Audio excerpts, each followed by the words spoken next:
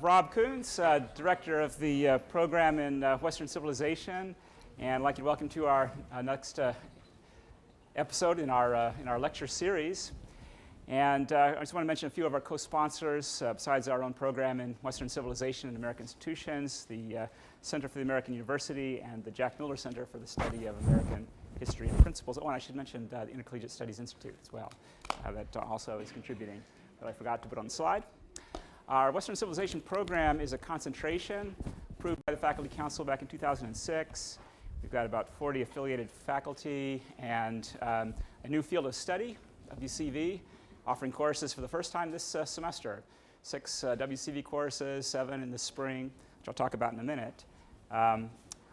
And it's a program that's anchored in the great books of the Western tradition. We've got a junior fellows program with opportunities to interact with our local visiting speakers and as well as our local scholars. And a website, of course, and myself, so westerncivic.austin.utexas.edu will get our attention. Let me just advertise a few of the courses. Today, I guess, is the last day to add, so you might be able to do that when you rush home. We've got some courses this spring on ancient philosophy and literature, competing visions of justice and the good life, search for happiness in the Middle Ages, Socrates and the Examined Life, classical quest for justice, natural law theory, and religion in American and political thought, masterworks of world literature, morality and politics in the Plan 2 program, and there's one other I forgot in sociology, 320-something on religion in American life that we're also including. We've had a pretty distinguished series. Just run through some that we've had just to bring us up to date. I had the Arcus back in February. Michael Barone talked about the Glorious Revolution in March. Harvey Mansfield also in March about what the humanities can teach science. Just this last October, Roger Scruton talked to us about the West and the rest. And coming up in a couple weeks, Rizwan Zamir from the University of Virginia will be talking about Islamic responses to Western science and technology, also in this room. And December 4th, Michael Segru from Ave Maria University on Shakespeare's Measure for Measure. So jot those into your calendar. Coming up in January, Dr. John Silber, who was President and Chancellor Emeritus at Boston University and was the former Dean of Arts and Sciences here, head of Plan 2 at one point, chair of the Philosophy Department. And he's going to speak to us about reforming higher education and the place of great books in the core curriculum. And that brings us to tonight's lecture. Professor Leon Kass, the Addie Clark Harding Professor in the Committee of Social Thought at the University of Chicago, a member and from 2001 to 2005, the chairman of the President's Bioethics Commission as well. He has an MD from Chicago and a PhD in biochemistry, I think, from Harvard. And author of many books. I just listed a few here tonight. Toward a more natural science, Wing to Wing, Oar to Oar with his wife, Amy Kass, on marriage, and one that's closest perhaps to tonight's topic, the beginning of wisdom, reading Genesis. So tonight, Professor Kass gave me a number of different possible titles, and I picked the most provocative one. So he says you may not, there may be a little false advertising involved, in which case I take the blame. Why even atheists should applaud the 10 Commandments. And Professor Kass, thank you very much. Let's welcome him.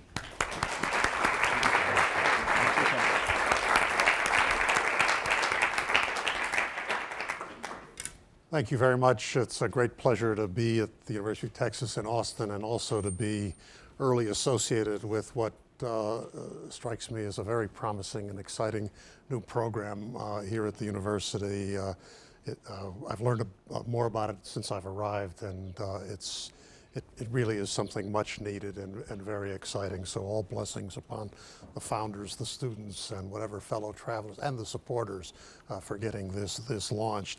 I hope everybody has a handout. This is going to be a talk about the text, and I've provided the text so that you can follow along in various parts. I have a couple of apologies to make. The talk is lengthy. It's about an hour. And second,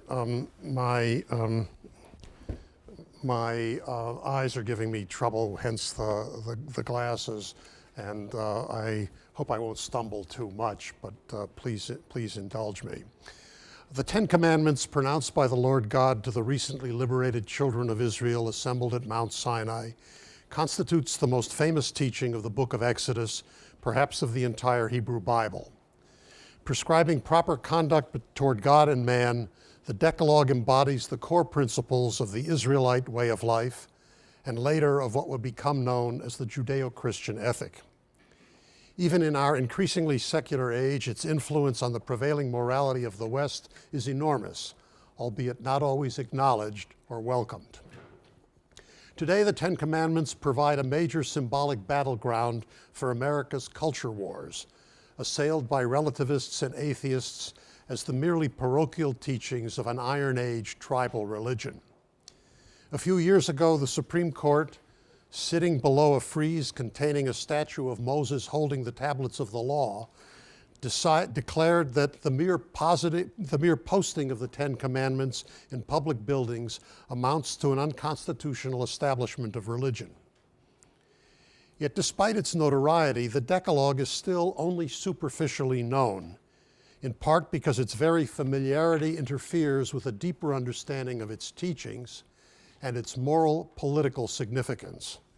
This lecture aspires to such an understanding, which I hope will command the attention of believers and atheists alike. That's all I'm going to say to atheists. Part 1 of 6 is called Structure and Context. We can begin by correcting some widespread misimpressions, starting with the name Ten Commandments. Although the most of the statements appear in the imperative mode, they are not called commandments, mitzvot, but rather words or statements. Quote, and God spoke all these words. True, later in the Bible we will hear about the 10 words, the Hebrew equivalent of the Greek dekalogoi, hence Decalogue, but the reference is far from clear. No help is provided by counting. Traditional exegetes have derived as many as 13 commands from God's speech in Exodus 20, and because the internal divisions of the statements are unclear, those who do get them down to 10 disagree on how to reckon them.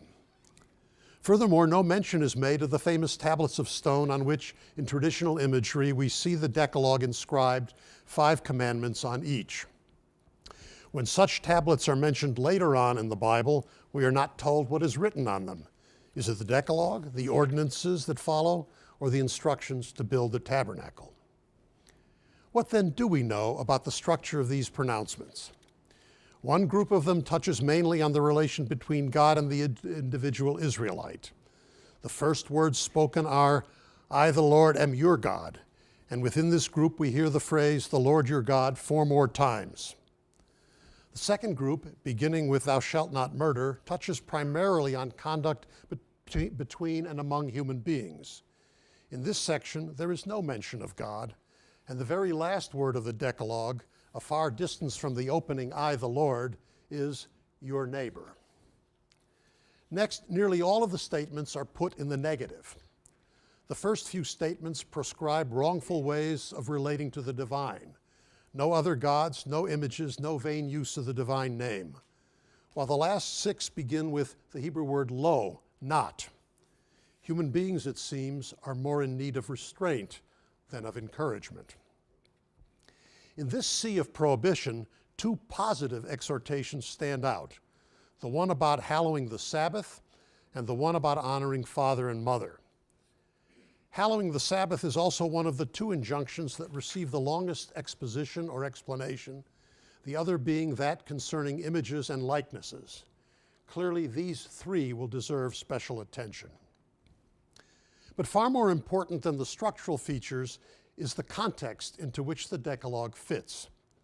The new people-forming covenant between the Lord and Israel, proposed by God through his prophet Moses to the children of Israel in the immediately antecedent chapter of Exodus, Exodus 19, verses 5 to 6. The overall terms are succinctly stated. If the children of Israel, A, will hearken to my voice, and B, keep my covenant, then as a consequence, A, ye shall be my own treasure from among all peoples, and B, ye shall be unto me a kingdom of priests and a holy nation. It is only here, with the offer of a divine covenant, that this motley multitude of ex-slaves learn for the first time that they can become a people among the other peoples of the earth, and that they can become a special people a treasure unto the Lord. Moreover, their special place is defined in more than political terms. They are invited to become a nation of priests and a holy nation. This is a matter to which we will return. True, the Decalogue is hardly the bulk of the people-forming legislation or the code of holiness. All the laws specifying proper conduct and religious observance come in the sequel, first in the ordinances, then in the laws regarding the building of the tabernacle, and then in Leviticus in the law governing sacrifices and the so-called Holiness Code. So the Decalogue functions rather as a prologue or preamble to the constituting law. Like the preamble to the Constitution of the United States, it enunciates the general principles on which the new covenant will be founded, principles that in this case touch upon and connect the relation both between man and God and between man and man. Contrary to popular opinion, it is better seen not as a founding legal code than as an orienting aspirational guide for Israelite and perhaps every human heart and mind. Part 2, I and Thou. The Decalogue is introduced as follows, quote, "And God spoke all these words, saying." Unlike most such biblical statements reporting a divine act of speaking, this one does not identify the audience to whom God spoke. But the omission is fitting, for the speech appears to be addressed simultaneously to all the assembled people and to each one individually. In fact, all of the injunctions are given in the second person singular. Moreover, although pronounced at a particular time and place and uttered in the presence of a particular group of people, the content of the speech is not parochial. It is rather addressed to anyone and everyone who is open to hearing it, including, of course, us vicarious auditors who can read the text centuries later and ponder what it teaches. And I will later return to this question of whether this is a parochial teaching or a universal teaching. It's one of the things I'm interested in, and its political significance follows from that. If the identity of the auditor is unspecified, that of the speaker is plain. Quote, "I, the Lord, am thy God, who brought thee out of the land of Egypt, out of the house of bondage," unquote. Later Jewish, but not Christian tradition will treat this clause as part of the first commandment and the basis of the first positive precept, to believe in the existence of the one God. But in context, the statement functions rather to announce the identity of the speaker, who, as would have been customary in any such proposed covenant between suzerain and his vassals, declares the ruler-subject relationship that governs everything that follows. On this understanding, I, the Lord, am thy God, emphasizes that the speaker is the individual hearer's personal God, not just the deity of this locale, capable of making the mountain tremble, rumble, and smoke, but the very one who brought you personally out of your servitude in Egypt. Notice that unlike God's self-identification to Moses at the burning bush, there is no mention here of the patriarchs. The agreement offered to the Israelites is a covenant not with the God of their long-dead fathers, but with the God of their own recent deliverance. The former covenant with the patriarchs was for fertility, multiplicity, and a promised land. The new one concerns peoplehood, self-rule, and the goals of righteousness and holiness.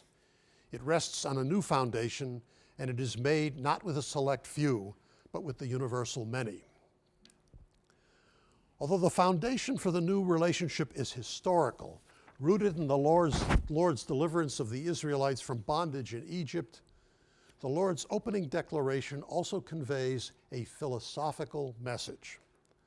The Lord appears to be suggesting that for the children of Israel, if not also for other unnamed auditors, there are basically two great alternatives: to be in relation to the Lord in whose image humankind was created, or to be a slave to Pharaoh, a human king who rules as if he were himself divine.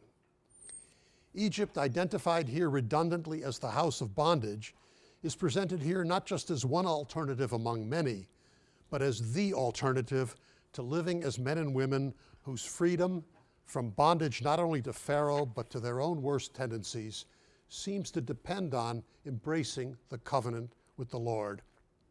And maybe in the discussion we could take up my implicit suggestion here is that Egypt is not just some alternative long ago, but Egypt is a permanent human alternative. And the question is, maybe for discussion, whether there are strands of Egypt right in our own backyard. Part 3 is called Man Seeking God, Three Common Errors. After the opening remark declaring God's relation to this people, the next statements fittingly concern how God wants them to conduct their side of the relationship. Curiously, all of the instruction is in the negative. The first wrong way is this, quote, "Thou shalt not have any other gods before me." This is not a theoretical declaration of monotheism. What is claimed, rather, is an exclusive, intimate I-thou relationship like that of a marriage, requiring unqualified fidelity and brooking no other that comes between the two partners. Having established the principle of exclusivity, God speaks next to correct the natural human inclination to represent the divine in artfully made visible images, and even to worship these statues or likenesses. I quote, "Thou shalt not make unto thee a graven or sculptured image, nor any likeness of anything that is in the heavens above, or that is in the earth below, or that is in the water under the earth. Thou shalt not bow down unto them, nor serve them. For I, the Lord your God, am a jealous God, remembering or visiting the iniquity of the fathers upon the children unto the third or fourth generation of them that hate me, and showing grace unto the 1,000th generation of them that love me and keep my commandments," unquote. Intended to prescribe the worship of idols, this injunction builds a fence against such practices by forbidding even the making of sculptured images or likenesses, especially of any natural being. It emphatically opposes the practice known to the ex-slaves of worshiping natural beings, from dung beetles to the sun to the pharaohs, and representing divinity in sculptured likenesses. But it also seems to preclude any attempt to represent in image or likeness God himself. The overall message is clear. Any being that can be represented in visible images is not a God. The unstated reason, God is transnatural, incorporeal, and hence unimageable in visual and visible terms. What's wrong with worshiping visible images or the things that they represent? Perhaps the most important reason is that neither silent nature nor human artfulness teaches anything about righteousness, holiness, or basic human decency. Indeed, the worship of nature or of idols may contribute to the problem. Making the connection explicit, the Lord vows to visit the iniquities of the fathers on the sons unto the third or fourth generation. An iniquity in the Bible differs from a sin. To sin is to miss the mark as an arrow misses the target. By contrast, to commit an iniquity, the word is avon, is to do something twisted or crooked, to be perverse. Sin is not inherited. In Deuteronomy it says, "No one shall be punished save for their own sins." Iniquity, however, like pollution, lasts and lasts, affecting those who come in its wake. The perversity of what the fathers do will reverberate through the generations. The Israelites are not yet told what behavior they are to regard as iniquitous. Is it idolatry itself, or does idolatry lead to such twisted practices as incest, fratricide, bestiality, cannibalism, slavery? Either way, the fathers and mothers are put on notice. How they stand with respect to divinity will affect their children and their children's children. God and the world care about, retain, and perpetuate our iniquities. But not indefinitely, only to the third or fourth generation, the limits of any father's clearly imaginable future. And overshadowing the perpetuation of iniquity is a promise of God's bountiful grace to the 1,000th generation of those who love me and keep my commandments. Just as the son of iniquitous fathers suffer through no direct fault of their own, so 1,000 generations of descendants of a righteous and God-loving ancestor enjoy unmerited grace. And by the way, a rough count says we're only 200 generations from Abraham. From this little injunction on idol worship, we learn that God or the world is not indifferent to the conduct of his people or of human beings generally. That the choice seems to be between living in relation to God and worshiping or serving strange gods, between keeping God's commandments or living iniquitously. That the choice one makes will have consequences for those who come later, but that the blessings that follow from worthy and God-loving conduct are more far-reaching than are the miseries caused by the iniquitous and God-spurning conduct. This last indeed is the most important difference between idols or strange gods and the Lord thy God. Under the rule of no other or strange deity could the world be seen to embody the kind of grace, kindness, and blessing here foretold. The final error to be corrected concerns the use of the divine name. For if visible beings are unworthy of worship, and if conversely the Lord thy God cannot be visibly imaged, all that remains to us of him when he is silent is his name. Yet it is also not through his name that the Israelites are to enter into a proper relationship with the Lord. Quote, "Thou shalt not take up the name of the Lord thy God in vain, for the Lord will not hold guiltless the one who takes up his name in vain." Unquote. What exactly is being proscribed? What sort of use of God's name is in vain? The concept embraces not only speaking falsely, but also speaking emptily, frivolously, insincerely. The most likely occasion for such empty invocations of the divine name would be swearing an oath, calling on God to witness the truth of what one is about to say, or the pledge one is promising to fulfill. But the injunction seems to have a larger intention, at the very least inviting us to ponder what would not be a vain use of the Lord's name. To speak the Lord's name unless instructed to do so is to wrap yourself in the divine mantle, to summon God in support of your own purposes. It is to treat God as if he were sitting by the phone waiting to do your bidding. In the guise of beseeching the Lord in his majesty and grace, one behaves as if one were his Lord and master. One behaves as a Pharaoh. There is a deeper issue having to do less with misconduct and more with the hazards of speech itself. Treating anyone's name as something that one can take up or lift is to take them up as if by their handle. To handle the name of the Lord risks treating him as a thing known through and through. Even if uttered in innocence, the use of the Lord's name invites the all-too-human error that attends all acts of naming, the belief that one thereby knows the essence. When called by God from out of the burning bush, Moses, in the guise of asking what to respond when the Israelites inquire who sent him, seeks to know God's name. The profoundly mysterious non-answer he receives, Echya asher echya, I will be what I will be, or I am that I am, is in fact a rebuke. The Lord is not to be known or captured in any simple act of naming. The right relation to him is not through naming or knowing his nature or essence, but through hearkening to his words. The right approach is not through philosophy or theology, the logos about theos, through speaking about God, but through heeding his speech. Yet up to this point, there has been no positive teaching regarding how one should relate to the divine. What does this God want of this people? The next utterance gives the answer. Part 4, and this is one of the two long parts on the Sabbath day. Of all the statements in the Decalogue, the one regarding the Sabbath is the most far-reaching and the most significant. It stands out in form, substance, and human import. It addresses the profound matters of time and its reckoning, work and rest, and man's relation to God, the world, and his fellow men.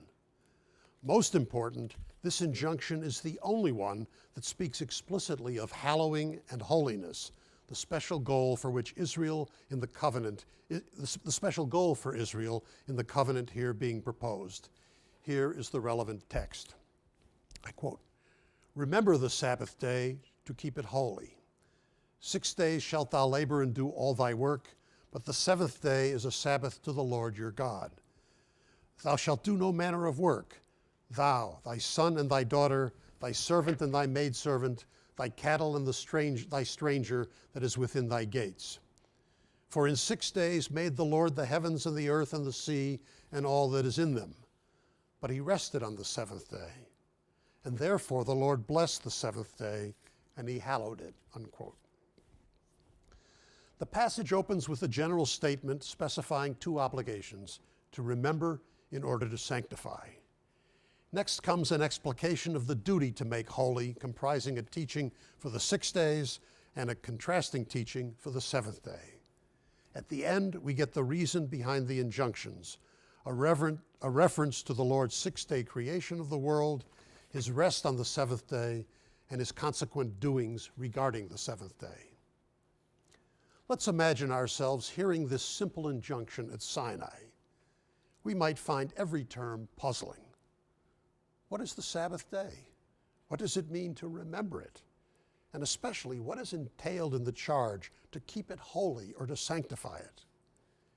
And yet the statement seems to imply that the Sabbath day is or should be already known to the Israelites.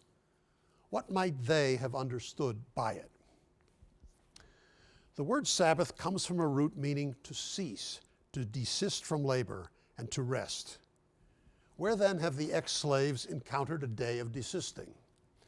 Only in their recent experience with manna. After the exodus from Egypt and their deliverance at the Sea of Reeds, the Israelites encounter shortages of water and food and to begin to murmur against Moses' leadership. As if he were waiting for such discontent, the Lord intervenes even without being asked. He causes manna to rain from heaven for the people to gather a day's portion every day, not only to tame their hunger, but explicitly, quote, "that I may prove them whether they will walk in my law or not." The restrictions placed on their gathering are threefold. Each should gather only what he and his household need and can eat in a day. There is to be no overnight storage or waste, and there is to be no gathering on the seventh day, for which a double portion will be provided ahead of time on the sixth.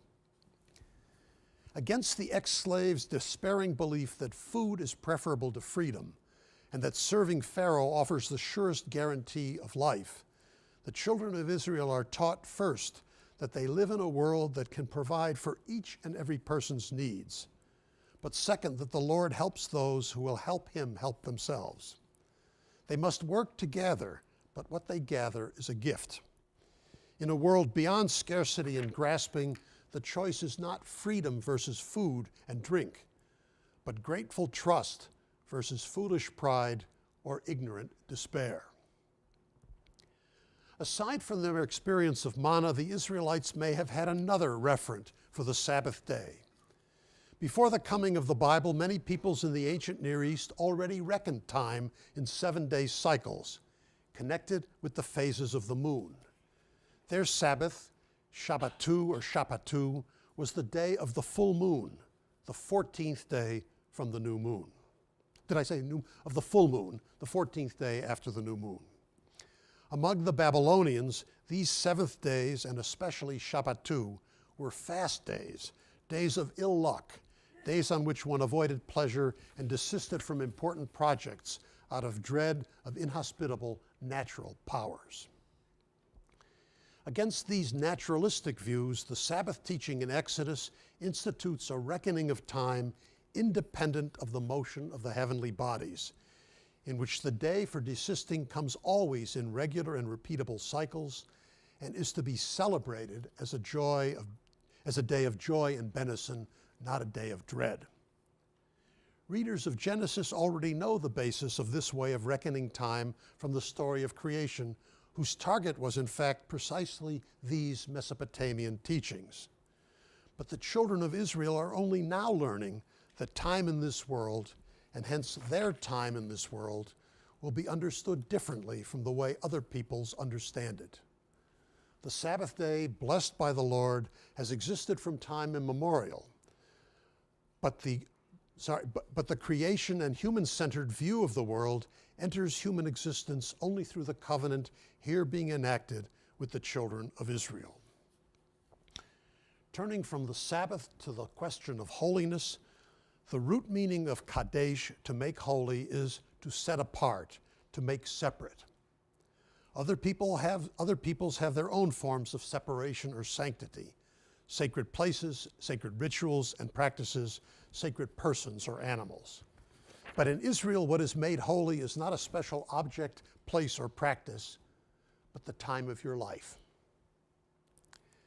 How to make this holy we learn in the sequel, but here the Israelite idea of holiness is connected to the distinction between work or labor and rest, as well as the distinction between the things that are yours and the things that belong to God. The 6 days of work appear to be for yourself and your own. By contrast, the seventh day is said to be a Sabbath unto the Lord thy God, on which day labor, avodah, for oneself, is replaced by service, avodah, to the Lord. Yet the form of devotion is odd. No worship rituals or sacrifices are mentioned. On the contrary, what is required is an absence, a cessation, a desisting. And this obligation to desist falls on the entire household. From master to servant to beast and stranger, the worldly hierarchy is to be set aside. Regardless of rank or station, all are equally invited to participate in the hallowing of the day. Nor do people need to travel or to sacrifice to encounter this sanctified time. Holiness can have a central and ever-renewable place in their ordinary life at home if they but keep it in mind. And what is the key to the holiness that is the Sabbath's desisting from labor? It is nothing less than God's own doings in connection with creation. Every week, the children of Israel are, as it were, returned to the ultimate beginning and source of the world, summoned to remember and to commemorate its divine creation and creator. This means, among other things, remembering that what we call nature and was once widely worshipped, heaven, earth, sea, and all that they contain, is not in fact divine, but rather the aggregate of God's creations and creatures. At the same time, in remembering the majestic fact of creation and the world's plenitude and beauty, the Israelites are also taught not to contemn the world or to regard it as hostile, malevolent, or inhospitable, but rather as a generous gift for which all human beings can and should be grateful. The Israelites are not only recalled to the creation, their own weekly cycle of work and desisting is meant symbolically to reproduce it. Here is the most radical implication of the Sabbath teaching. The Israelites are de facto enjoined to be like God, both in their 6 days of work and especially on the day of desisting. Their I-thou relationship to the Creator is no longer based solely in historical time and in their parochial deliverance from Egyptian bondage. It is also rooted in cosmic time and in the universal human capacity to celebrate the created order and its Creator, and in our human special place as its God-like, God-imitating, and God-praising creature. It is, of course, peculiar to order us to rest as God rested, because it is peculiar to speak of God resting. Nevertheless, something of what it might mean can be hazarded. In the original account of creation, at the end of the sixth, this is in Genesis 1, at the end of the sixth day, quote, God saw everything that he had made, and behold, it was very good. But the true completion of creation comes on the seventh day, only after the creative work had ceased. And the passage I'm going to quote is on the back of your sheet. And the heaven and the earth were finished in all their host, and God finished on the seventh day his work which he had made, and he desisted on the seventh day from all his work which he has made. And God blessed the seventh day, and he hallowed it, because on it he desisted from all his work which God created to make, unquote. There is no talk here of resting, but only of desisting, and on that account of blessing and hallowing or setting apart the seventh day. A complete world of changeable beings has been brought into being by a divinity who completes his creative makings by standing down.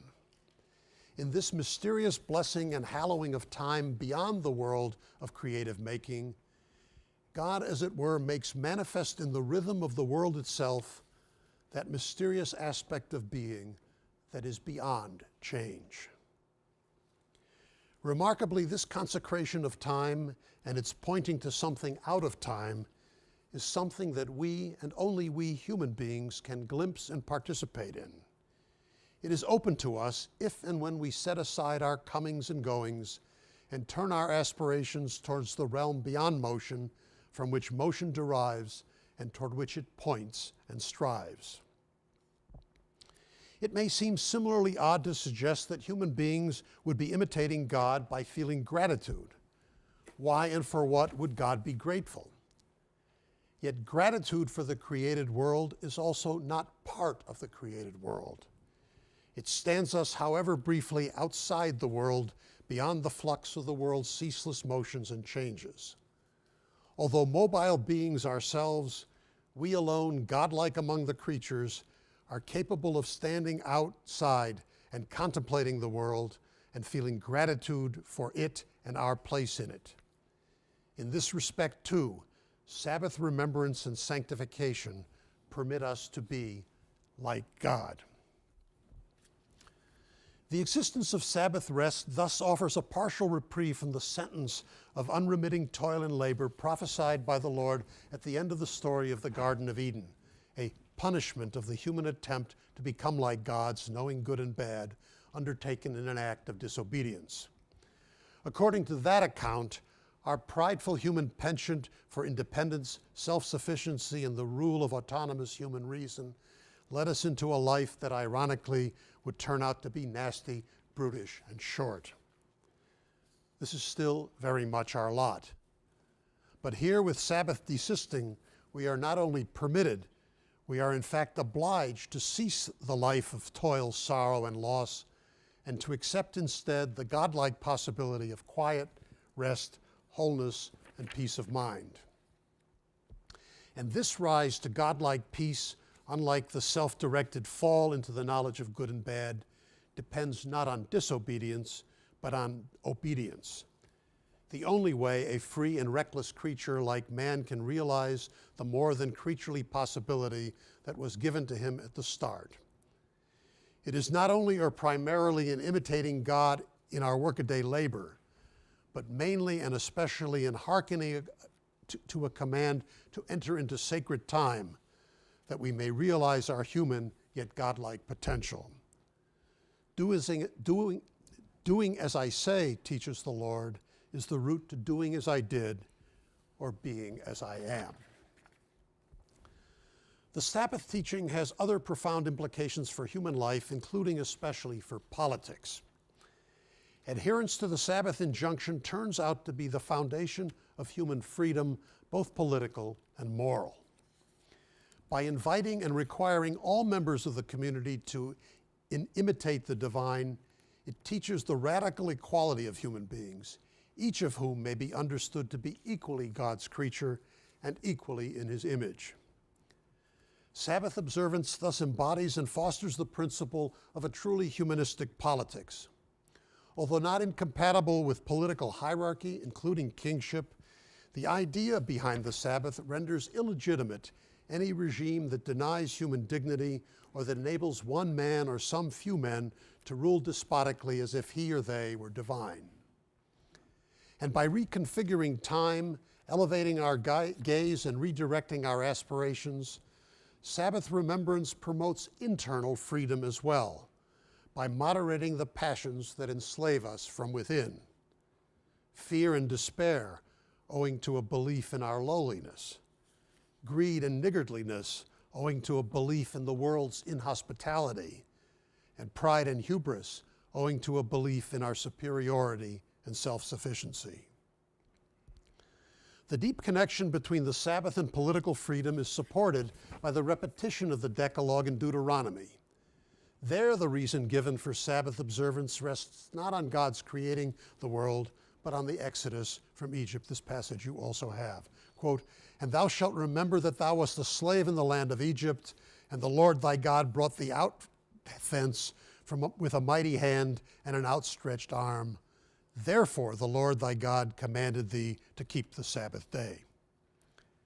In place of the 6 days of God's creative work contrasted with the 7th day of divine rest, blessing, and sanctification, the Deuteronomic version contrasts the Israelites' enforced labor in Egyptian servitude with the Lord's mighty deliverance.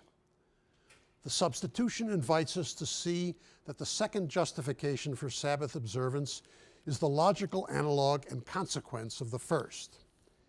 In a word, where men do not know or acknowledge the bountiful and blessed character of the given world and the special relationship of all human beings to the source of that world, they will likely lapse into worship either of powerful but indifferent natural forces or of powerful and clever but amoral human masters and magicians.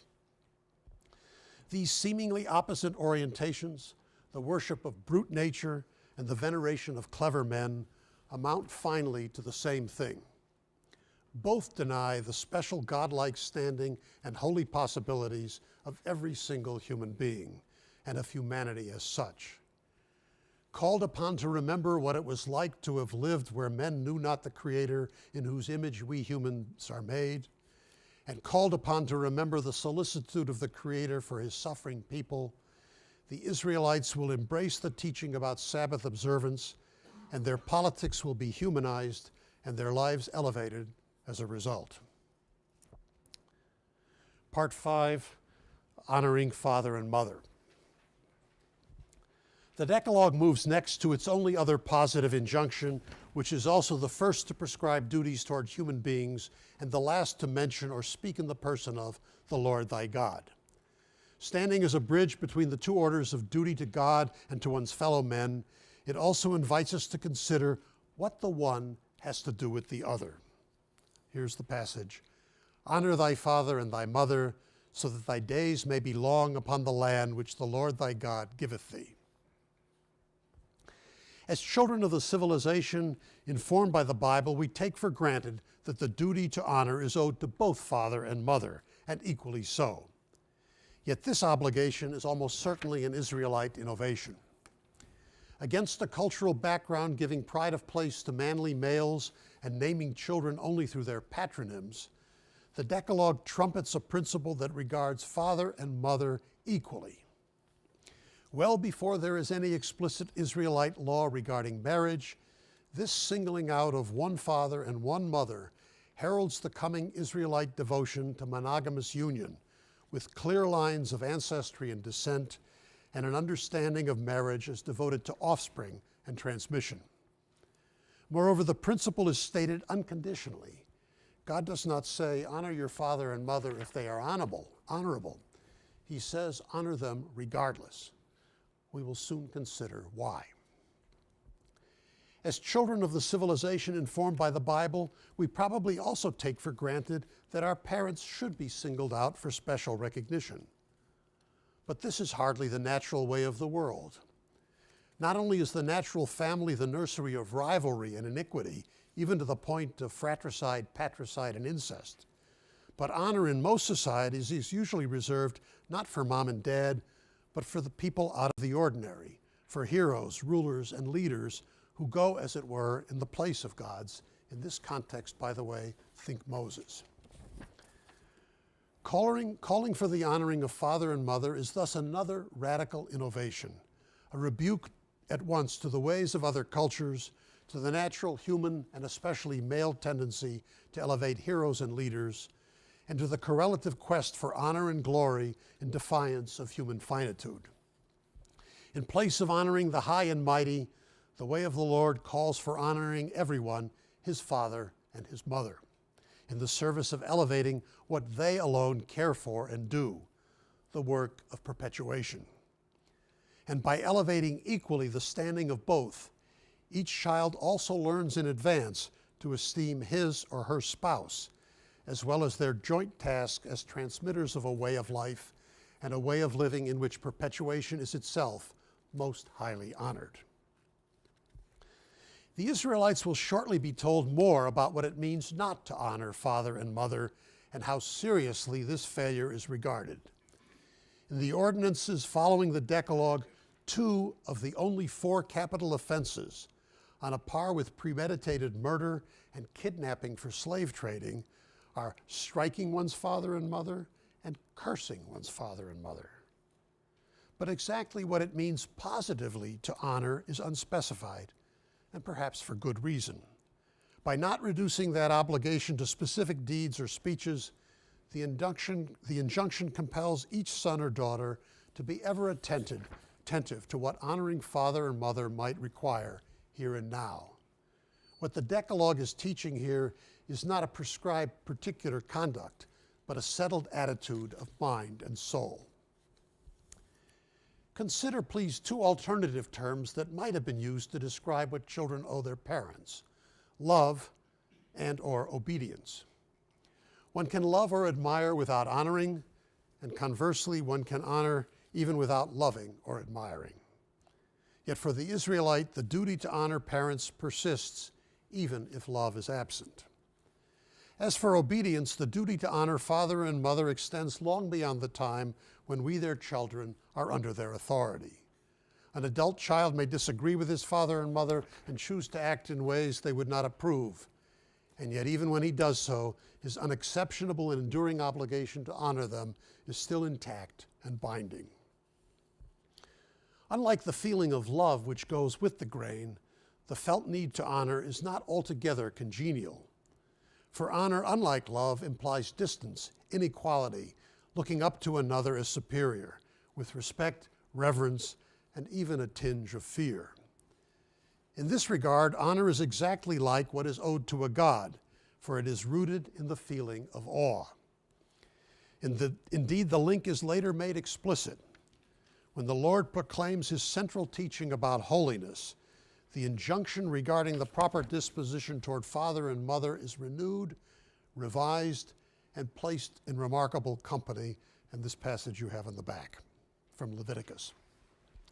Ye shall be holy, for I, the Lord your God, am holy. Ye shall fear, revere each man his mother and his father, and ye shall keep my Sabbaths. I am the Lord your God. Fear, reverence, and awe are, of course, precisely the disposition that is appropriate toward the Lord himself. It was fear, reverence of the Lord for which Abraham was tested and praised in the binding of Isaac on Mount Moriah. Moreover, the command to fear, revere mother and father is now clearly coordinated with the command to observe God's Sabbath, making explicit the link between the 2 positive injunctions.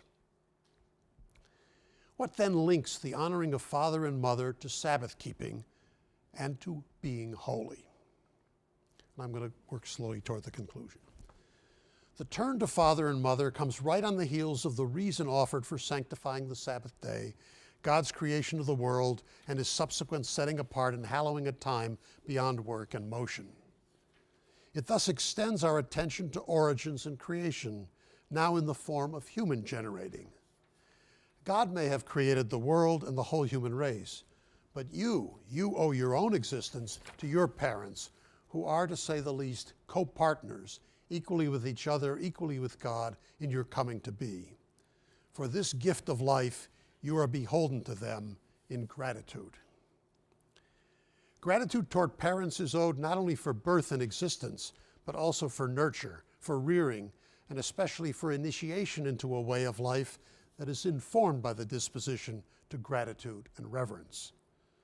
The way of this initiation is itself a source of awe. For our parents not only teach us explicitly and directly regarding God, his covenant, and his commandments. In their devotion to our being and well-being, given us not because we merited, they are also the human embodiment of, and our first encounter with, the gracious beneficence of the world and of its bountiful source. Filial honor and respect are not only fitting and owed, they are also necessary to the parental work. exercising their benevolent power by invoking praise or blame, reward or punishment in response to righteous or wayward conduct, yet forgiving error and fault and remaining faithful to their children, parents embody and model the awesome, demanding, yet benevolent and gracious authority that characterized the Lord God of Israel. In response, on the side of the child, filial piety expressed toward father and mother is the cradle of awe, fear, reverence, and eventually love of the Lord. Even when we no longer need their guidance, we owe them the honor due their office. The injunction to honor father and mother also continues the Decalogue's teaching regarding matters of the household. The injunctions regarding the Sabbath, you recall, was made to the master and mistress of the house. It is their responsibility to see to it that all remember the Sabbath day. But omitted from the list of household members were those to whom master and mistress owe their own existence. Yet just as every household should show gratitude for the world's bounty, so every human being should pay homage to those who gave them life. The Sabbath reminds man that despite being godlike, he is not a god. So too does the fact of our birth and eventual death. If the call to sanctify the Sabbath invites us to remember the creation and be like God, the call to honor parents exhorts us to remember our creatureliness and our finitude. So the injunction to honor father and mother is fitting and useful, but we have not seen why it has such prominence in the Decalogue and why, paired with the Sabbath, it is at the heart of God's new way and the summons to holiness. On the assumption that God reserves his most important teachings to address the aspects of human life most in need of correction, we need to remind ourselves of the problems this injunction is meant to address. The dark and tragic troubles that lurk within the human household, and that absent biblical instruction imperil all decent ways of life. I refer to the iniquities of patricide and incest. Excuse me. The Bible's first and only previous mention of father and mother is found in a comment inserted into the story of the Garden of Eden. After the man, seeing and desiring the newly created woman, expostulates, "This one at last is bone of my bone and flesh of my flesh," unquote, and then names her as if she were but a missing portion of himself. "She shall be called woman because from man she was taken." At this point, interrupting the narrative, the text interjects, and you have this text on the back as well. Therefore, a man leaves his father and mother and cleaves unto his woman, that they may become as one flesh. Many commentators have seen here the ground of a biblical teaching about monogamous marriage. In my view, the context suggests something darker. The inserted exhortation comes right after a speech implying that love and desire, including especially male sexual desire, is primarily love and desire of one's own. Bone of my bone, flesh of my flesh. Leaving your father and mother in order to become as one flesh with an outside woman serves as a moral gloss not on monogamy, but on the sexual love of your own flesh, which strictly speaking is the formula for incest. The danger of incest, destroyer of the necessary respectful distance between parent and child, is tied to a second threat, resentment of and rebellion against paternal authority, up to and including murder. The Bible's first story about the relation between fathers, sons, and in my reading, the first stories are not historically first, but paradigmatic stories. The Bible's first story about fathers and sons is the story of Noah's drunkenness, and it is in fact a tale involving at least metaphorical patricide. It is told as the immediate sequel to the establishment of the Lord's first covenant with all humanity after the flood. The story serves, therefore, as a crucial foil for the teaching about family life that God now means to establish in the world. Notice in the first covenant, you had the law that was given to Noah and all humankind, and then the story about fathers and sons. Here we have the teaching about the Sabbath, and the very next injunction, as it were, returns to the problem of fathers and sons. And let me remind you of that story. Noah had just received the first new law comprising the basis for civil society away from the anarchic state of nature that was the antediluvian world. At the center of the new law is the permission to kill and eat animals, but in exchange an obligation to avenge human bloodshed, an obligation that is said to turn on the fact that man alone among the animals is godlike, image of God. Quote, whosoever sheds man's blood, by man shall his blood be shed, for in the image of God was man made. And it concludes with the command to procreate and perpetuate the new world order. Quote, as for you, be fruitful and multiply, swarm through the earth and hold sway in it. We look after this wonderful code and then the discussion of the rainbow. We look to the sequel to see how well this creature, told that for the first time that he was made in God's image, fares under this new covenant, and the result is not cheering. Noah plants a vineyard, gets blind drunk, and lies uncovered in his tent, stripped not only of his fatherly authority, but even of his upright humanity. There he is seen in his shame by Ham, his hot-headed son, who goes outside and publicizes his discovery.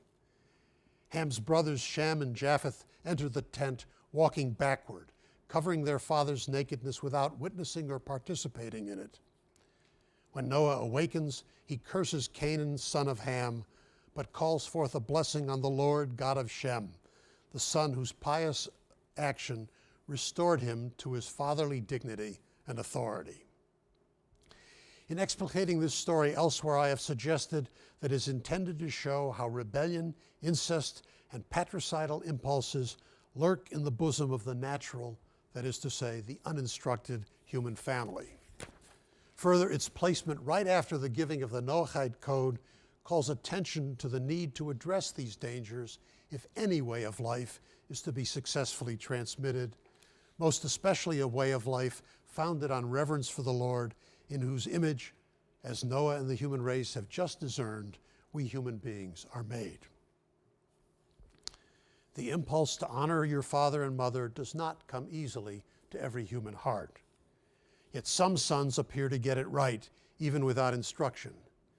Shem, who restores his father's paternal standing, seems to have divined the need for awe and reverence for his father as a pathway to and manifestation of the holy. And Shem's merit, it turns out, to be visited upon his descendants. He becomes the ancestor of Abraham, founder of God's new way. Ham, on the other hand, is the ancestor of the Canaanites and the Egyptians, whose abominable sexual practices will be the explicit target of the laws of sexual purity in Leviticus 18 that are central to Israel's mission to become a holy nation. It is at the end of this list of forbidden unions, forbidden deeds, each one prescribed as an iniquitous uncovering of nakedness, that the Lord pronounced the connection which we've read earlier among the call to holiness, awe and reverence for mother and father, and the observance of the Sabbath. Summing up this discussion then, the injunction to honor father and mother constitutes a teaching not only about gratitude, creatureliness, and the importance of parental authority. It insists on sacred distance, respect, and reverence precisely to produce holiness in that all too intimate nest of humanity that often becomes instead a den of iniquity and a seedbed of tragedy. In Sabbath observance, a correction is offered against the especially Egyptian penchant for human mastery and pride that culminates in despotism and slavery.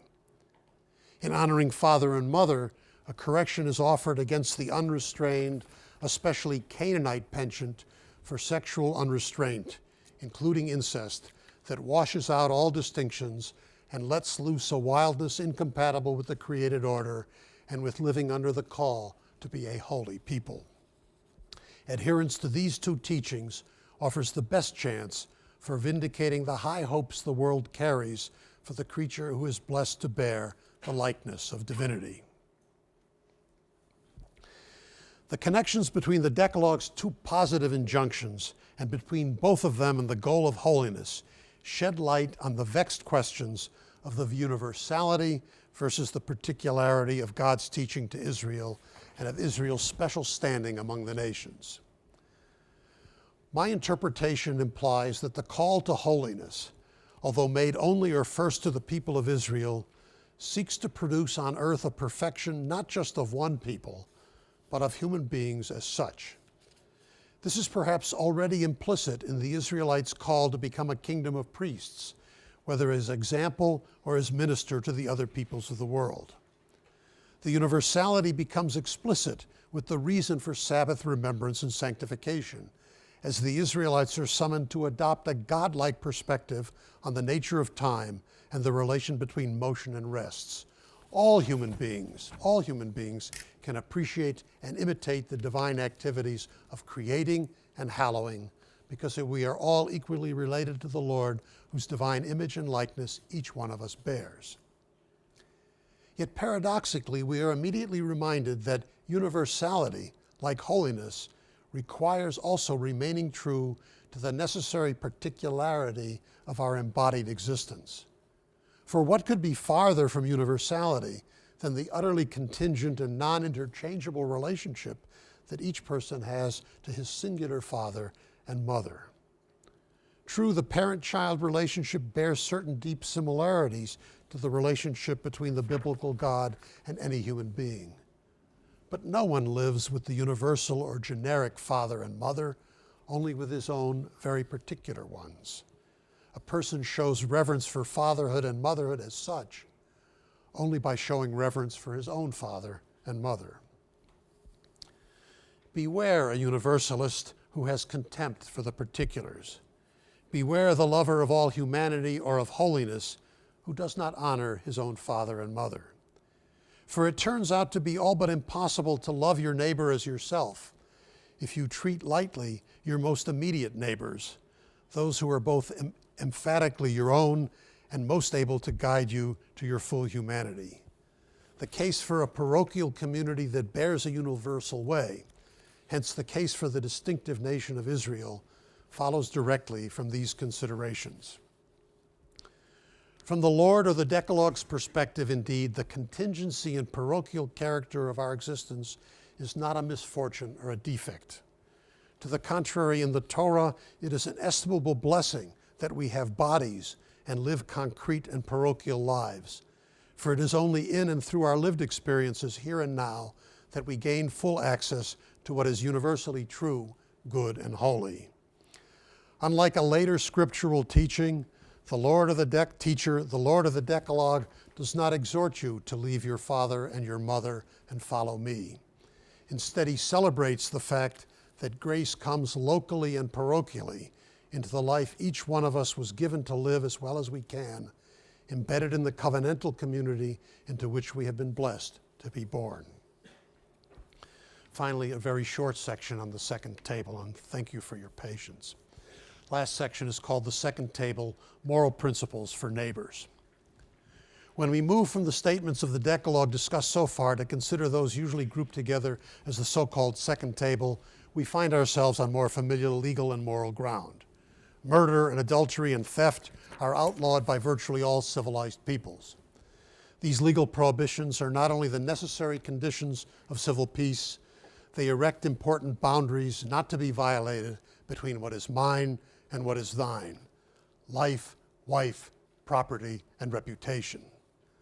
The familiarity of the proscriptions established already in the ancient Near East accounts in part for their succinct formulation in the Decalogue.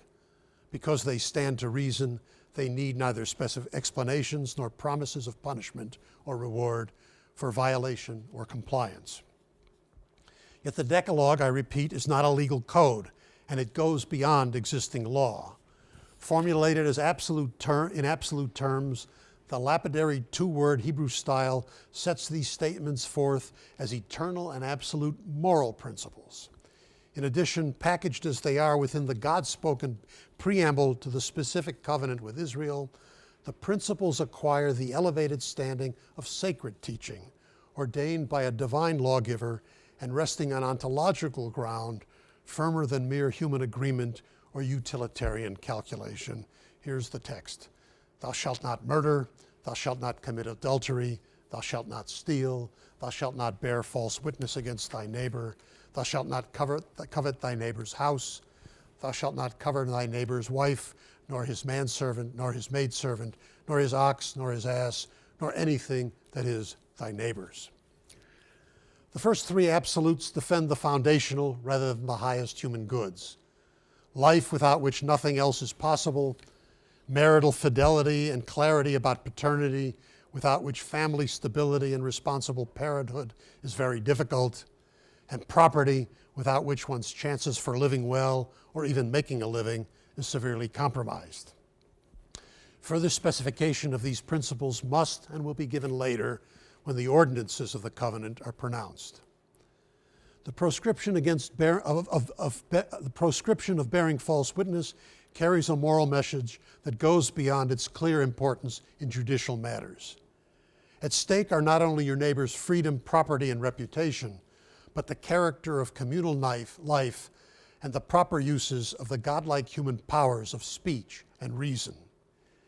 Echoing the earlier prohibition on taking the Lord's name in vain, this injunction takes aim at a deed of wrongful speech, speech that is in fact vain, light in weight, and empty of truth. To speak falsely is to pervert the power of reasoned speech and to insult the divine original, whose reasoned speech is the source of the created order and the model of which we are the image.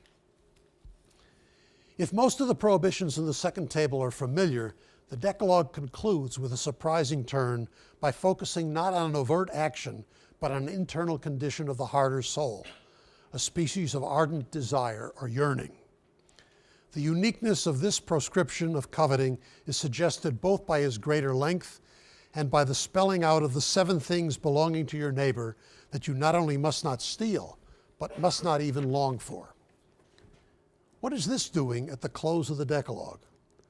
To begin with a practical matter, the forbidden objects are all goods that belong to your neighbor's house, meaning less the physical structure than what belongs to it and serves its purposes. True, the list specifies particular properties, most of them living creatures. And if we regard them only as possessions, we will overlook their true significance. The emphasis on everything that is thy neighbor's underscores the importance of the household for all human flourishing, and therefore the need that it be properly respected in its entirety. Moreover, a prohibition against covetous thoughts and desires builds offense against the other forbidden deeds. For if you do not covet any of the things that are your neighbor's, you will be less likely to steal, commit adultery, or even murder, and you will be less tempted to make your neighbor suffer loss or harm by bearing false witness against him. But beyond these practical considerations, the final injunction causes us to reflect upon the meaning of possessions and especially about the nature and telos, or goal, of human desire. A man who covets what is his neighbor's suffers, whether he knows it or not, from multiple deformations of his own desire. Not content with his own portion of goodly things, he is incapable of seeing them in their true light, as means to and participants in a higher way of life. Moreover, some of the same items occur on both the list of 7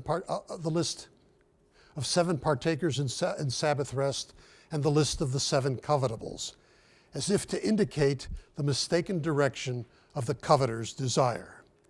His heart is set on the possessions of another because he fails to realize that the things that matter most are not the unshareable things, but the things we have in common. Knowledge of the Lord and what he requires of us, participation in his grace and the bounty of creation, and the opportunity to live a life of blessing and holiness despite our frailty and penchant for error and iniquity. Our neighbor's aspiration to and possession of these goods in no way interferes with our chances to attain them. On the contrary, to live among neighbors who yearn for the shareable goods is to live in a true community in which each and all can be lifted up in the pursuit and practice of holiness, a veritable light unto the nations. Thank you very much.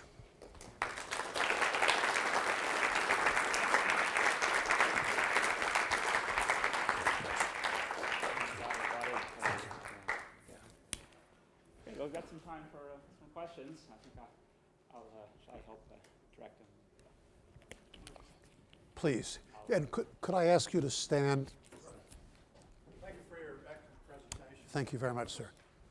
In light of the command to not commit murder, I wonder if you might comment about the beginning of life, abortion, and embryonic stem cell research. Shall I, for this sake of the recording, I'm going to repeat the question, if that's all right. So, In the light of the remarks about murder, would I comment on abortion, embryonic stem cell research? Was there a third thing? The beginning of life. When invited to speak here, I said I'd much prefer to speak about the Bible than on bioethics, but I won't duck it. The Jewish tradition is complicated on this subject. It does not, there are divisions, and there's no authoritative answer. That's always but I think it's very hard to make a case that nascent life up to birth has the same standing as a newborn child. If two men fight and strike a woman who is pregnant, and the fruit departs, there is penalty to be paid. But if there's further harm, and most authorities mean that to mean harm to the woman, then you pay life for life. In fact, that's the first place where it's an eye for an eye, a tooth for a tooth, is connected with striking a pregnant woman. So there's a certain sense that the pregnant woman is somehow to be really revered, and you don't fight over her, you don't fight in her vicinity and all of that, but there seems to be a distinction between her life as the bearer of life and if a miscarriage should result. That's one of the passages that's used by the rabbis to make a distinction. I thought when you started you were going to say, how can you sort of have a teaching, thou shalt not murder, and also keep the Noahide code, which said, whosoever shed man blood, by man shall his blood be shed, which is a clear endorsement of capital punishment. And right after this, there are capital offenses, including speaking lightly to your father and mother. But it seems to me that the basic principle to regard life, it does not have to be regarded equally as the life of a child to be treated with enormous respect. To treat nascent human life as if it were but a natural resource to be mined for our purposes is I think, perverse. We can, and I would feel better about it if people would acknowledge its perversity even when they insist that they were going to save lives by it. This would be a kind of iniquity. And one of the things that I didn't quite mention, one of the reasons why it seems to me one should feel gratitude to one's father and mother, although there aren't biblical examples of this, is unlike the practices in various parts of the ancient world, your father and mother, when they had the chance, didn't practice infanticide. And didn't practice, one could add, abortion. And if one wants to invite even further trouble for myself, they didn't contraceive you. That is, by bringing you into the world, the parents have in fact embraced your being and their sacrifice on your behalf. You stand grateful. So I don't really myself want to get into the question of whether it's murder. I'm content myself to say that there is a kind of mystery before which one should stand in awe and wonder and not treat it less well than it might deserve. And that accounts from life when it first stirs. That's probably not enough for you, but that's where I am. Please. Is the injunction against coveting ever invoked in Israel when Israelis are discussing Palestinians? Or do they regard Palestinians as squatters and not neighbors and therefore need to be turned out?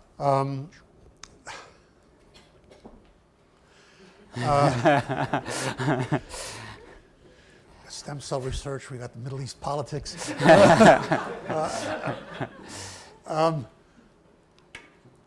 Look, the teaching is very often, first of all, the Israelite nation and the state of Israel are not identical things.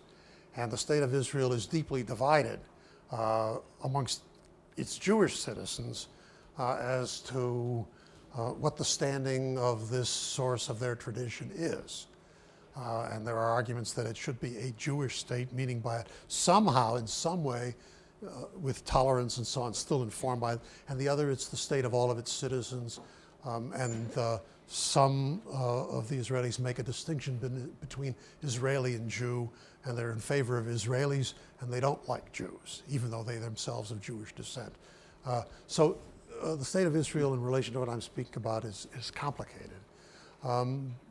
Second, these are aspirational goals.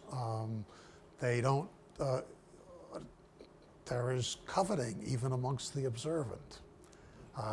These are principles and ideals to sort of guide one, but if we were inclined in their direction, they would not need to be commanded. God does not waste his injunctions or his teachings. He does not tell mothers to love their children. He does not tell you to breathe and eat. Those things we go to, actually. The most interesting part of your question is whether the injunctions here apply only to fellow Israelites or whether they apply to others. And the place in the text that we discussed that would bear on this is the business about the stranger who is within thy gates. That stranger is in fact entitled to Sabbath rest, even if he is, or servants. And the question is, are these only co-Israelites who have sold themselves into servitude? By the way, these are always temporary. There's a 7-year manumission. But they sell themselves into servitude because they can't pay their debts or they've defaulted on something. But there are probably outsiders who become servants, presumably maybe even later by conquest. And there's a big dispute as to whether these injunctions apply only to co-religionists or to everybody. I'm inclined on reading that teaching as applying to everybody, because you get over and over and over again, the further you get in this, remember that you were slaves in the land of Egypt. And the injunctions to care for the widow and the orphan, and this absolutely gorgeous teaching. If a man leaves as a pledge his coat, as a pledge of payback for some loan, when the sun goes down, you give him back his cloak because it is his only protection. The kind of humane teaching there is not stated only with your own. So I won't comment on how the Israelis behave, but I want to say that this is a parochial teaching, but it's meant to have universalistic ramifications. And I mean, if I were to set the original background, you would see God at once upon a time tried his hand, so to speak, with all humankind united. That was the way after the flood. The first way was with Adam in the garden. Then after the expulsion, they live under their newly possessed knowledge of good and bad. And what does that look like? That's Cain and Abel. Then after a little while, there's the sons of God know the daughter of men, and they're giants in the earth, and they're fighting amongst themselves, and God repents of the creation. That's like the Iliad. That's the heroes are slaughtering themselves to make their name great, and it follows after the natural death of Adam, and the world goes crazy. God washes out. He starts over with Noah. Noah's the first man born into the world after Adam dies. So death is part of Noah's world. Maybe if you start with Noah, the world won't go crazy, and it doesn't last one generation because the sun is in rebellion. Then you have the building of the Tower of Babel. And to a modern view, that looks like the United Nations. What could be wrong with that? And I can't do the analysis here, but my argument is that project is a project of self-recreation. Let us make for ourselves a name. That is a God-forgetting place, and it is a place that will finally degenerate when the hod carriers and the bricklayers and the carpenters start fighting with one another. So God opts at that particular point.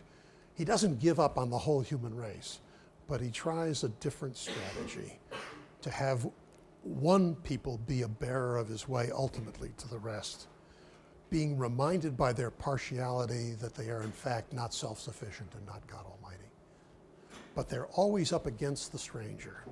And the reason you don't start with an existing people and reform them, but you put them under the heel of a despot in the most abject servitude, and you start them from nothing, is on the one hand, they'll be grateful for the source of their teaching, but they're not going to forget what it's like to be without this teaching. That is to say, to put a boot in the face of other human beings for profit.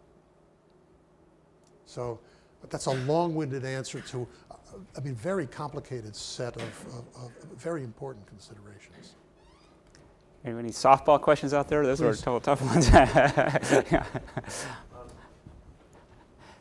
what extent are, I guess especially the Sabbath day and honoring father and mother, just wise principles independent of the existence of God versus principles that depend on the continued, I guess, like real existence and fidelity of God? That's not a softball question either. I was supposed to repeat the question, and I forgot to repeat the last one. But this is a question: to what extent do the Sabbath observance and honoring father and mother actually depend upon this connection to the divinity? Or to put it in another, we have these teachings in a book that has a teaching about God, in the absence of which book we might not know about it. Why, now that we have the book, can't we dispense with the theological part of it and just say, oh, these are sensible things, let's embrace them? In a certain way, here I'm coming clean about the title of the lecture. It seems to me an atheist sitting in the audience listening to this explication might bethink himself to say, these are very wise teachings. The Sabbath teaching about the limit, that the world is not as Hobbes suggested it is, which obliges you always to be grasping and looking for an opportunity to one-up your neighbor. In fact, what you should be impressed with is the bounty of the world. That unlike the belief that it's a kind of senseless product of chance and necessity, you should be impressed by the fact that there's something rather than nothing, and that it's given to human beings to, in a way, stop, contemplate, appreciate it, and not be scrambling all the time, that we can somehow lift ourselves up. And there was a certain place where the people who like Greek philosophy could say, oh yeah, I understand that, without necessarily taking on the God of Scripture. Now that the Bible has taught us honor your father and mother, I'm, by the way, not sure it's taught us in the present age sufficiently, and that parental authority, it's a long, I won't go there. It's a long, it's a long subject. But you could say, look, these teachings have in a way been incorporated. Fine. I'd be inclined to say a philosophical atheist interested in his own good and the good of his community might in fact say, we should institute the blue laws and we shouldn't shop every day of the year. And that if you turn off the internet and the television and you begin to think about what it means to be here and to treasure your relationships and to think about the majesty of this, we'd be a better country. And you would understand what father and motherhood is and what it is you owe. So I soft pedaled in some ways the claim. And in fact, by the way, to do this, this lecture is the product really of dwelling on this text, not of anything I brought to it. I was struck by the fact that there are only 2 positive commandments. I was struck by the fact that on my reading, God does not say, believe in me. He does not say, I am the only God. the thing he's telling you to do is to behave in a certain way. Creative work 6 days, rest. And if we had time, the first chapter of my Genesis book is an attempt to give an account of the first chapter of Genesis that at least agnostics would be able to say, you know what, not bad. Now, having said that, I don't want to leave it at that, because it seems to me that once you discover the ground for not just wonder and gratitude, but also awe, one opens oneself to, and if one comes at this not because one was reared in it, but one really, through thinking, through experience, through the encounter with things that are undreamt of in our philosophy, then one has to begin to take seriously that the book has access to a kind of wisdom that one didn't know. And therefore, I'm not interested in this as simply a utilitarian teaching, that people would be better off if they believe this. The book doesn't present itself that way. It presents itself in some way as a claim to truth.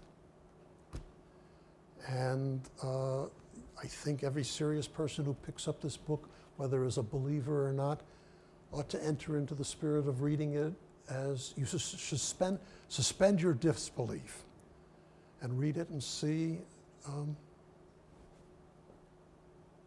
whether it doesn't reveal things in a most powerful way. That's the accident of my own experience of reading it. I wasn't reared on this book, but from teaching it over and over and over again, and from getting old, and noticing certain things, it's now, let me say one further thing. We have, and I say this without meaning to offend anybody here, part of the question of what it means to, I mean, this is really not a softball subject, and I'm in over my head. And my own lecture says one should not theologize. Right? But many of us, it seems to me, suffer from childhood with what one could call a childish view of divinity. I partly, in a way, talked about this, that God is somehow sitting there next to the phone, or is a big, strong guy with a beard and does these things. And there are reasons for this and so on. But what if one were to begin with to liberate oneself from some very concrete notion of theos, of what it is, which is a mystery to us in the best of circumstances? Then it seems to me I could say I'm more than open to what this teaching is, even though I don't understand it yet. So what I'm giving you here is not just the utilitarian account. It'd be nice of weak people to believe it. This would be for strong people to understand and maybe discover things that they'd never thought of before, that might in fact be the most profound truth. There's a question over here, I think, to the Please. left. If it's all God-given, how do we decide then what to pick? Because we do pick and choose what we're going to follow and what we're not, judging by the fact that you're giving this speech on a Friday night, which is why I have not. And of course, I chose to make a decision whether I was going to come here or not, here to speak. There are societies that still follow God's laws and stone adulterers. Where do we draw, what do you decide to pick as something that is worth holding on to, and other things to choose to disregard? Terrific.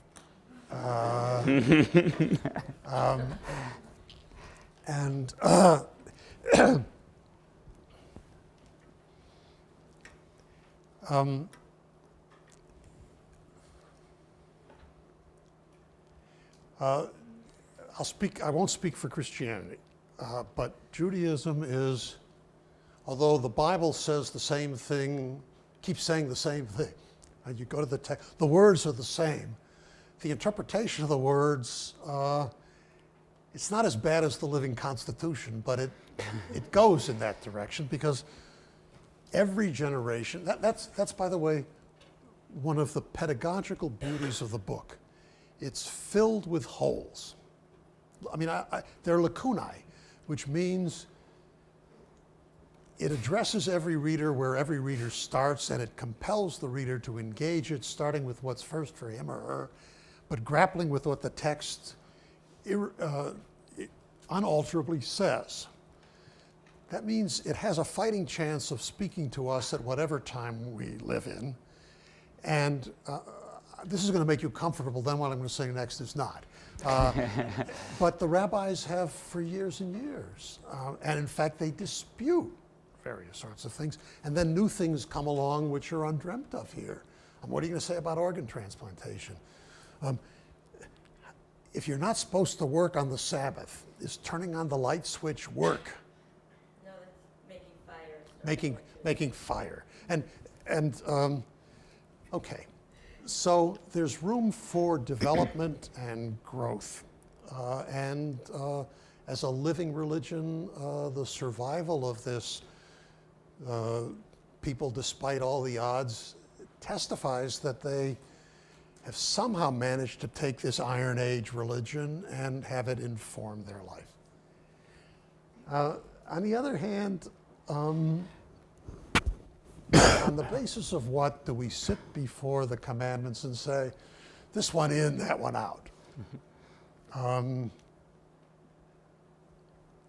And my first pass as a reader, not as a practitioner, my practice is, as my presence before you testifies, faulty.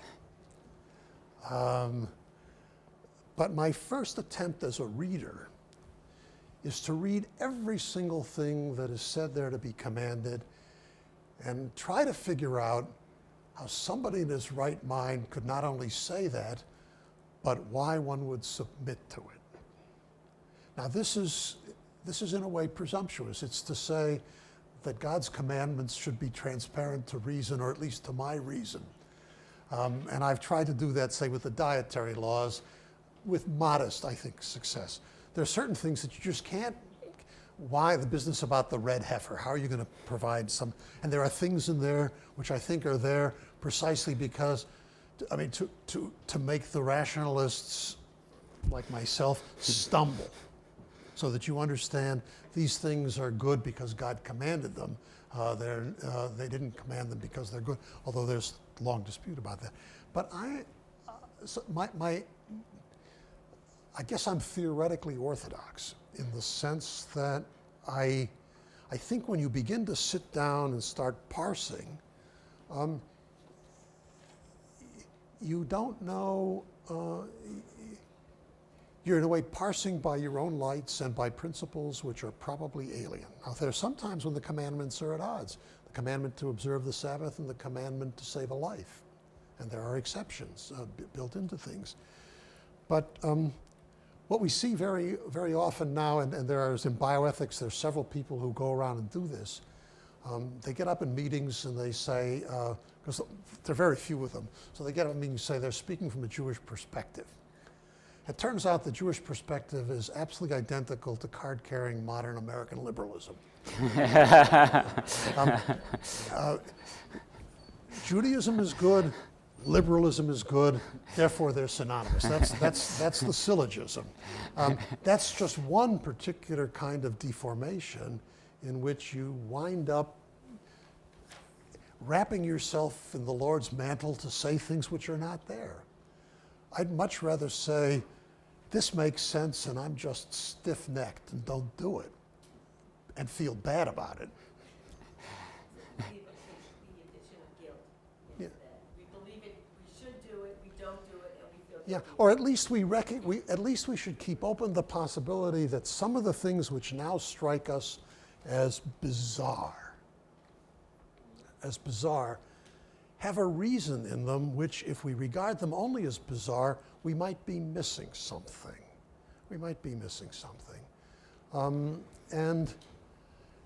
This is part of my attempt. I mean, I have a kind of, it won't happen, but I have a kind of secret ambition Exodus is easy, Leviticus is hard. There are people who make a distinction between the ethical teachings and the merely ritual teachings. And I would have done so almost my entire life. I've come to think that the heart might be in the ritual teachings. The heart might be in the ritual teachings. And then to try to go into Leviticus and defend every jot and tittle there, that would be my first inclination would be to see, can you really make sense out of all of this stuff? And what kind of vision of human life, especially in a rationalist age, in an age of science which would have no truck with this stuff, about the meaning of our embodiment, about attention to what goes in our mouth, not just for health reasons, but for ontological reasons. So that's both too much and too little. But it's. I know we're just starting up, but unfortunately, I've got to cut us off because one thing I want to be faithful to is the time limit. We'll bring Dr. Kass back, and not on a Sabbath next time, I promise, and for further discussion. Thank you very much. Thank you very much. Thank you.